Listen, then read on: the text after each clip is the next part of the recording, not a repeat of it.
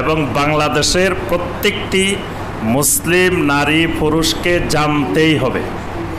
কারণ বাংলাদেশ মানে তিনটা আকীদা। বাংলাদেশ মানে আশায়রা, বাংলাদেশ মানে মাতুরিদিয়া, বাংলাদেশ মানে সুফিয়া। তিন আকীদায় মোটামুটি বলা যায় যে ৯৯% মুসলিম এই দেশে এই তিন আকীদায় বিশ্বাসী।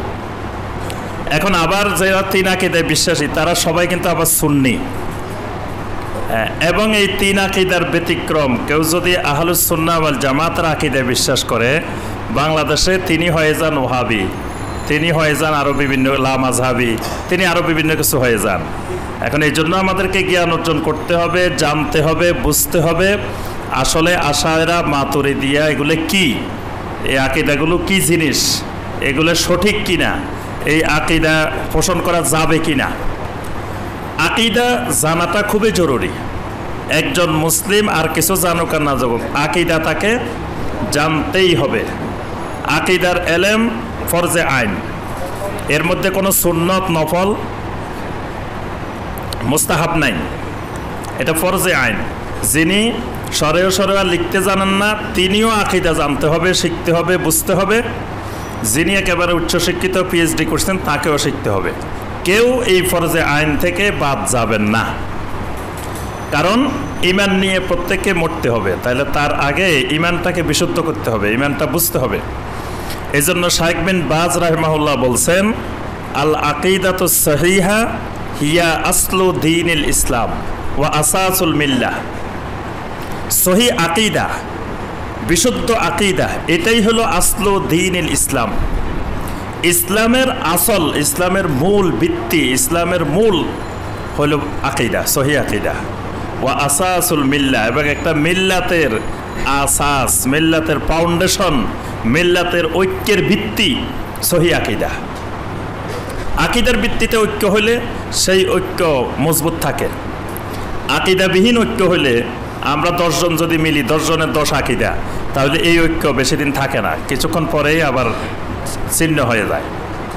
এই জন্য প্রত্যেককেই আকিদার জ্ঞান অর্জন করতে হবে, এবং বর্তমানে আকিদার জ্ঞান অর্জন খুবই জরুরি। কারণ বিভিন্ন ধরনের বাতিল আকিদার আক্রমণে আমাদের আহলুস সুন্নাহ ওয়াল জামাতের আকিদা বিনষ্ট হয়ে যাচ্ছে।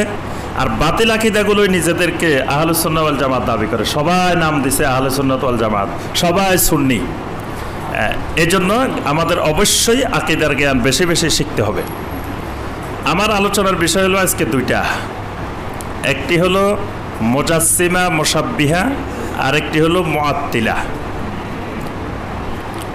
আল্লাহ রাব্বুল আলামিনের অনেকগুলো সিফাত আছে।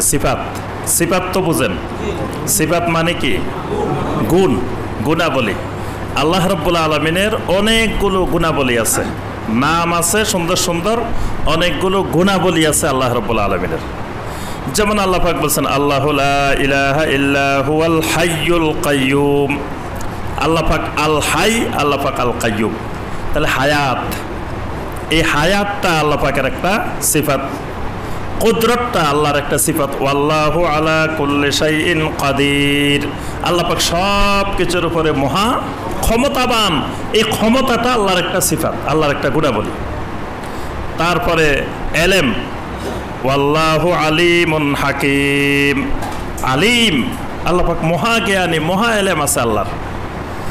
আল্লাহর এলেমবিহীন একটা গাছের পাতাও ঝরে পড়ে না। আল্লাহর এলেম সর্বত্র বিরাজমান।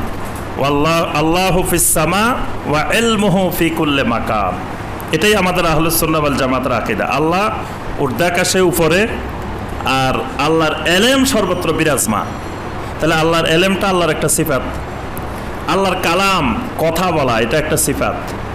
আল্লাহ কথা বলেন, কথা বলেন না? ওয়া কাল্লামাল্লাহু মূসা তাকলিমা। আল্লাহ মূসার সাথে কথা বলছেন, আল্লাহ নিজে বলছেন আমি কথা বলছি। তাহলে আল্লাহ কথা বলছেন, এটা একটা আল্লাহর সিফাত। তারপরে আল্লাহ পাক শেষ রাত্রিতে প্রথম আকাশে নাজিল হন। ইয়ানজিলু রাব্বুনা ইলা সামাইদ দুনিয়া। শেষ আকাশে নাজিল হন, অবতরণ করেন, নুজুল, এটা আল্লাহর একটা সিফাত। আর রহমানু আলাল আরশি ইস্তাওয়া। আল্লাহ রাব্বুল আলামিন রহমান আরশের উপরে আরোহণ করেন, ইস্তাওয়া করেন, এটা আল্লাহর একটা সিফাত। এরকম আল্লাহ রাব্বুল আলামিনের অনেকগুলো সিফাত আছে।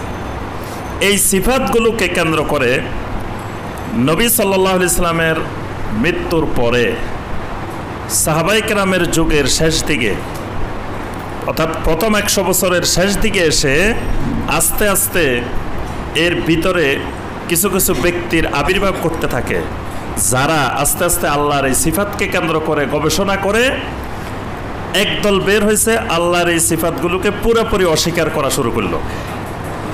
আরেক দল বের হয়েছে, আল্লাহর এই সিফাতগুলোকে পুরোপুরি মানুষের সাথে, মাখলুকের সাথে মিলাই দেওয়ার শুরু করে দিল। দুইটা শ্রেণী।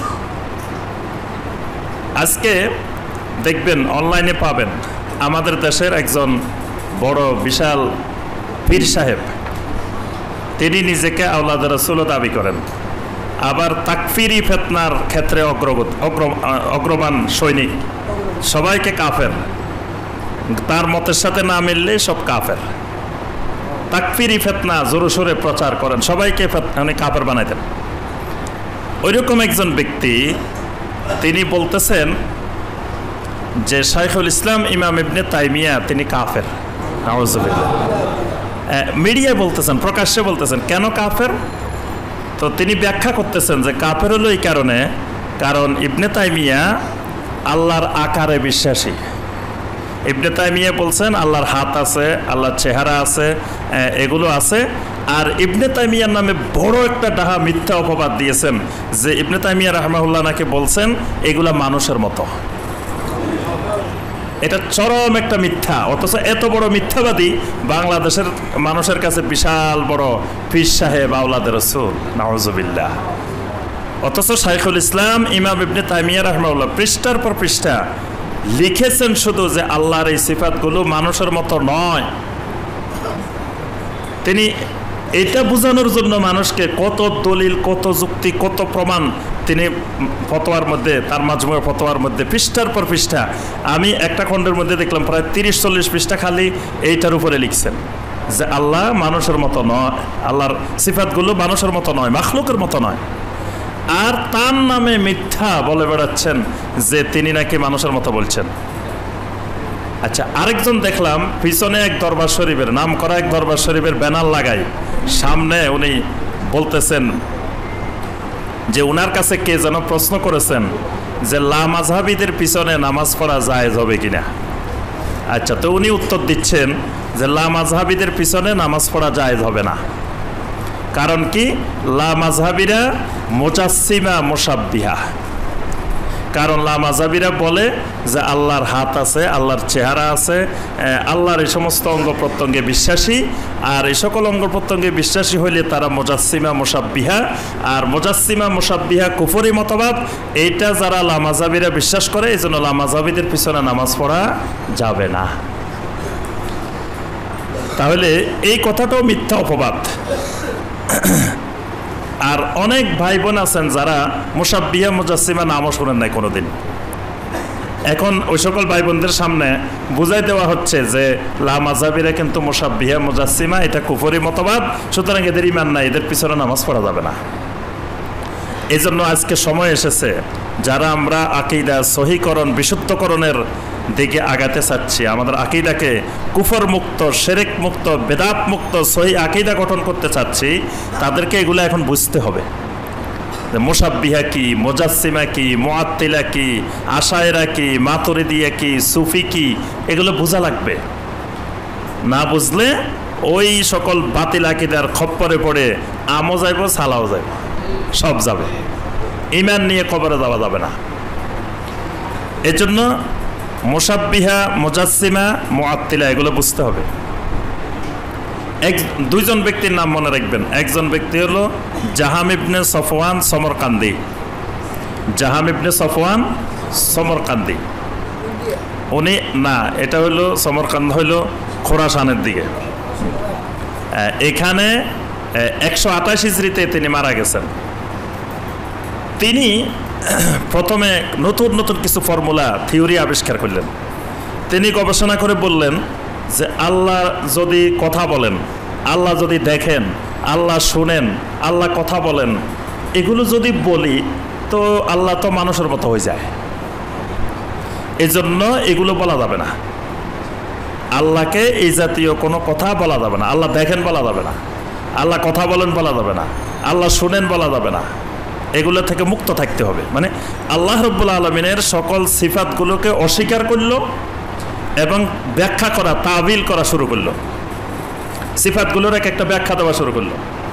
আচ্ছা, এখন অনেকে তাকে জিজ্ঞাসা করলো, আচ্ছা তো কোরআন তো আল্লাহর কালাম, আল্লাহর কথা, তো এটার আপনি অস্বীকার করবেন কীভাবে? কয় না না, কোরআন আল্লাহর কথা না, কোরআন মাখলুক। নাউজুবিল্লাহ। কোরআন অন্যান্য আল্লাহর সৃষ্টি যেমন, এইটাও একটা আল্লাহর সৃষ্টি, এটা আল্লাহর কালাম না। কিন্তু আমাদের আহলুস সুন্নাহ ওয়াল জামাতের আকীদা হলো আল কোরআন কালামুল্লাহ, আল্লাহর কালাম, আল্লাহর কথা, আল্লাহর বাণী। কিন্তু উনি বললেন না, এটা আল্লাহর বাণী বলা যাবে না, কোরআন মাখলুক। আচ্ছা, এবার কথা হলে আল্লাহর কোনো আকার নাই, কিছু নাই, তা আল্লাহ কেমন? আল্লাহকে আমরা কিভাবে অনুভব করব? এই উনি সর্বপ্রথম আবিষ্কার করে দিলেন যে আল্লাহ নিরাকার, আল্লাহ আত্মার মতো, বাতাসের মতো। এজন্য আল্লাহর কোনো আকার নাই, আল্লাহ নিরাকার, আল্লাহ সর্বত্র বিরাজমান। এই আল্লাহ সর্বত্র বিরাজমান, আল্লাহ নিরাকার, এটার এই ফর্মুলার, এই সূত্রের আবিষ্কারক হলো এই জাহাম ইবনে সফওয়ান সমরকান্দি। এই মতবাদটাকে বলা হয় মুআত্তিলা, মানে আল্লাহকে সম্পূর্ণ সিফাত মুক্ত করে দিছে, আল্লাহর কোনো সিফাতে সে বিশ্বাস করে না। আজকে বাংলাদেশে যারা সুন্নি, যারা আহলুস সুন্নাত ওয়াল জামাত দাবিদার, সবার আকীদা কিন্তু জাহাম ইবনে সফওয়ানের আকীদার সাথে মিলে যায়। জাহাম ইবনে সফওয়ান বলছে আল্লাহ নিরাকার, এই দেশের সুন্নিও কয় আল্লাহ নিরাকার। জাহাম ইবনে সফওয়ান বলছেন আল্লাহ সর্বত্র বিরাজমান, এই দেশের সুন্নিরাও আহলুস সুন্নাত ওয়াল জামাতও কয় আল্লাহ সর্বত্র বিরাজমান। তাহলে দেখেন, এই আকীদা অনেক আগের আকীদা, অনেক পুরানা আকীদা, সেখান থেকে আস্তে আস্তে পর্যায়ক্রমে এগুলা বিভিন্ন দিকে বিস্তার লাভ করছে।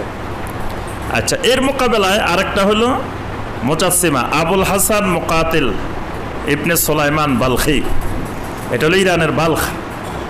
উনি 150 হিজরিতে মারা গেছেন, বড় মুফাসসির ছিলেন, প্রসিদ্ধ মুফাসসির। আচ্ছা, তিনি আবার আবিষ্কার করলেন যে না, আল্লাহর সিফাত সব ঠিক আছে, আল্লাহ কথা বলেন, আল্লাহ পাকের দেখেন, আল্লাহ পাক শুনেন, আল্লাহ কথা বলেন, সব সিফাত ঠিক আছে, তবে এগুলো একবারে সৃষ্টির মতো, মানুষের মতো। নাউজুবিল্লাহ। আল্লাহর দেহে বিশ্বাসী হয়ে গেছে যেগুলা মানুষের মতো। আল্লাহর হাত আছে, আল্লাহর হাত মানুষের হাতের মতো, আল্লাহর চেহারা মানুষের চেহারার মতো, এরকম বানায় ফেলছে। এই জন্য তার এই মতবাদকে বলা হয় মুজাসসিমা। মুজাসসিমা মানে জিসিম থেকে, দেহ থেকে, তারা দেহ তত্ত্বে বিশ্বাসী, আল্লাহকে দেহের মতো, আল্লাহর দেহ স্বীকার করছে। মুশাব্বিহা হলো তাশবিহ করা, সাদৃশ্য করা, মাখলুকের সাথে, সৃষ্টির সাথে আল্লাহকে সাদৃশ্য বানায় নিছে। এই জন্য এই মতবাদকে বলা হয় মুজাসসিমা মুশাব্বিহা। আর জাহাম ইবনে সফওয়ানের মতবাদকে বলা হয় কি? মুআত্তিলা। মনে রাখবেন, মুশাব্বিহা মুজাসসিমা একটা, আর মুআত্তিলা আরেকটা। এই দুইয়ের মাঝামাঝি হলো আহলুস সুন্নাহ ওয়াল জামাতের আকীদা। আহলুস সুন্নাহ ওয়াল জামাত আল্লাহ সুবহানাহু ওয়া তাআলার কোনো সিফাতকে অস্বীকার করে না, আবার আল্লাহর এই সিফাতগুলোকে মাখলুকের মতো, মানুষের মতো মনে করেন না। দুইয়ের মাঝামাঝি। এই জন্য ইমাম আবু হানিফা রাহমাতুল্লাহ আলাইহি বলছেন যে আতানা মিনাল মাশরিকে রায়ানে খাবিসান, পূর্ব দিক থেকে আমাদের কাছে দুইটা খবিস মতবাদ এসেছে। উনি এই দুইটা মতবাদকে খবিস মতবাদ বলছেন, ইমাম আবু হানিফা রাহমাতুল্লাহ আলাইহি। ইমাম আবু হানিফা রাহমাতুল্লাহ আলাইহি ছিলেন আহলুস সুন্নাহ ওয়াল জামাতের আকীদায় বিশ্বাসী। এই জন্য ইমাম আবু হানিফা রাহমাতুল্লাহ আলাইহি ফিকহের কোনো কিতাব সংকলন করেন নাই, আকীদার কিতাব সংকলন করেছেন, আকীদার কিতাব লিখছেন। আল ফিকহুল আকবার, যেটা আমাদের সামনে এখনো পাওয়া যায়, বাংলা অনুবাদ, ব্যাখ্যা সহ। আমাদের সকলের প্রাণপ্রিয় ওস্তাদ ডক্টর খন্দকার আনম আব্দুল্লাহ জাহাঙ্গীর রাহিমাহুল্লাহ, তিনি এই আল ফিকহুল আকবরের অনুবাদ ব্যাখ্যা করে গেছেন। আজকে অনেকে, মানে এখন সবাই আব্দুল্লাহ জাহাঙ্গীর রাহিমাহুল্লাহকে মহব্বত করেন, ভালো কথা, সবাই নিজের দলের দাবি করে। মানে আব্দুল্লাহ জাহাঙ্গীর রাহিমাহুল্লাহ সবাই মনে করে যে উনি ব্যাখ্যা করেন ওনার মতো, উনি ব্যাখ্যা করেন ওনার মতো, সবাই সবার মতো ব্যাখ্যা করা শুরু করছে। অনেকে আকীদার কথা চুপ করে থাকে, আকীদার ব্যাপারে কিচ্ছু বলে না, খালি ফজিলত, খালি ফজিলত। আবার কয় আমরা আব্দুল্লাহ জাহাঙ্গীর রহমতুল্লাহের অনুসরণ করতেছি। আব্দুল্লাহ জাহাঙ্গীর রহমাউল্লাহ প্রথম কিতাব লিখছেন ইসলামী আকীদা, এত বড় বই, সবাই জানেন, ইসলামী আকীদা। আল ফেকুল আকবরের অনুবাদ করছেন, ব্যাখ্যা করছেন। উনি সারা জীবন যতদিন আল্লাহ পাক বাঁচায় রাখছিলেন শুধু আকীদার কথা বলছেন। এখন আকীদার কথা বলে না, আমলের কথা, ফজিলতের কথা। আবার আব্দুল্লাহ জাহাঙ্গীর রাহিমাহুল্লাহর অনুসারী। তাহলে আল ফেকুল আকবর ইমাম আবু হানিফা রাহমাতুল্লাহির এই কিতাব আছে। এখানে দেখেন ওনার আকীদাগুলোর সাথে আমরা যারা এখন বাংলাদেশে ইমাম আবু হানিফা রাহমাতুল্লাহির নাম বিক্রি করি হানাফি নাম লাগাইছি, তাদের আকীদার সাথে ইমাম আবু হানিফা রাহমাতুল্লাহির আকীদার মিল নেই। ইমাম আবু হানিফা রাহমাতুল্লাহির আল ফেকুল আকবরে আল্লাহর সিফাতের ব্যাপারে কি লেখা আছে দেখেন। প্রত্যেকটা সিফাতের ব্যাপারে লেখা আছে যে এই সিফাত অবশ্যই কোনো প্রকার কাইফিয়ত ছাড়া, কোনো প্রকারের ব্যাখ্যা ছাড়া, কোনো প্রকারের তাতিল ছাড়া, তাবিল ছাড়া আল্লাহর সিফাত যেভাবে আল্লাহ পাক বলছেন সেভাবে আমাদেরকে বিশ্বাস করতে হবে। এটা অস্বীকারও করা যাবে না, ব্যাখ্যাও করা যাবে না। এটার ধরন আল্লাহ পাক ভালো জানেন। যেটা ইমাম মালিক রাহমাতুল্লাহি আলাইহি বলছেন যে আল ইস্তাওয়া মালুমুন ওয়াল কাইফু মাজহুলুন ওয়াল ঈমানু বিহি ওয়াজিবুন ওয়াস সুআলু আনহু বিদআতুন। যে আল্লাহর সিফাতগুলো আল্লাহ যেভাবে বলছেন এভাবে আমরা জানলাম, কিন্তু এটা ধরন আমরা জানি না। ধরন সম্পর্কে আমরা কোনো প্রশ্নও করব না যে এটা ধরন কেমন হতে পারে। আর এটার উপরে যেভাবে আল্লাহ পাক বলছেন সেভাবেই ঈমান আনা ওয়াজিব। এই জন্য আমার সম্মানিত ভাই বোনেরা, আমি আলোচনা দীর্ঘায়িত করব না। আমার সংক্ষিপ্ত কথা হলো এই দুইটা জিনিস বুঝবেন, মুজাসসিমা মুশাব্বিহা আর মুআত্তিলা। যে একদল আল্লাহর সিফাতকে পুরোপুরি অস্বীকার করে ফেলছে, এই গ্রুপে বাংলাদেশে এখন বেশি, এই আকীদা বিস্তার লাভ করছে বেশি। দেখবেন যে বাংলাদেশে আকীদা হলো আহলে সুন্নাত ওয়াল জামাত, নাম হলো সুন্নি, কিন্তু আপনি জিজ্ঞেস করবেন ভাই আল্লাহ কোথায়? কয় আল্লাহ সব জায়গায়। বলে না আল্লাহ সর্বত্র বিরাজমান। তাহলে দোয়া করার সময় কেন উপরের দিকে হাত তোলেন? রব্বানা আতিনা ফিদ দুনিয়া হাসানাতাও ওয়া ফিল আখিরাতি, হাত তো চারিদিকে ঘুরাইবেন, কারণ আল্লাহ তো সব জায়গায় সব দিকে আছে, খালি উপরের দিকে ধরে রাখলে হইব না। তাহলে এই আকীদা ভুল আকীদা। আল্লাহ নিরাকার, আল্লাহকে সিফাত মুক্ত করে ফেলা। যে আল্লাহ পাক নিজেই বলতেছেন, আল্লাহর হাতের বর্ণনা দিচ্ছেন, আল্লাহর চেহারার বর্ণনা দিচ্ছেন, বিভিন্ন কিছু অঙ্গের বর্ণনা দিচ্ছেন, আর আমি বলতেছি যে না আল্লাহর আকারে নাই, কিছুই নেই, সব সিফাতকে আমি অস্বীকার করে দিলাম। এটাও আহলে সুন্নাত ওয়াল জামাতের আকীদা নয়। এটার দলিল আপনি ইমাম আবু হানিফা রাহমাতুল্লাহির আল ফিকহুল আকবার পড়ে দেখেন। কারণ ইমাম আবু হানিফা রাহমাতুল্লাহি আহলুস সুন্নাহ ওয়াল জামাতের আকীদা বিশ্বাসী ছিলেন। এই জন্য দেখেন ইমাম আবু হানিফা রাহমাতুল্লাহি কোনো ধরনের সুফি আকীদায় বিশ্বাসী ছিলেন না। ইমাম আবু হানিফা রাহমাতুল্লাহির পীর সাহেবের নাম কি বলেন দেখি?